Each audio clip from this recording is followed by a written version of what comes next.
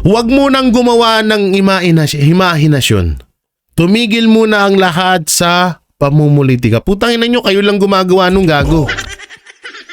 Tigilan yung imahinasyon. Kayo lang din gumagawa ng imahinasyon, lalo na yung boss mo. Sino nag-iimahinasyon dito? Tayo na sabi mo, di ba? Gabi-gabing nakakausap ni Marcos Jr. ang tatay niya. Oh, anong imahinasyon yun? Di ba?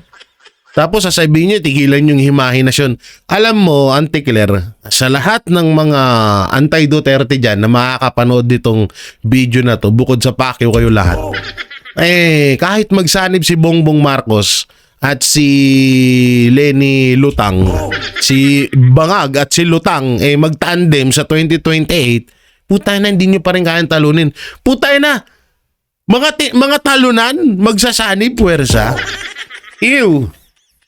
Yuck. Alam nyo, sobra kong talagang na-realize yung sinabi ni Pastor Apollo Kibuloy, sinabi ni Tatay Digong na ang politika sobrang kadiri. Sobrang marumi.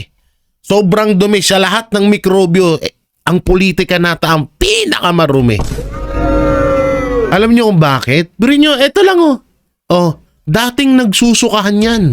Dating nagbabatuhan ng dumihan. Di ba? Kulang na lang ipakain na lang sa isa't isa yung dumi na ibinabato nila sa bawat isa. Pero ngayon sila ang magkakampi. Small world.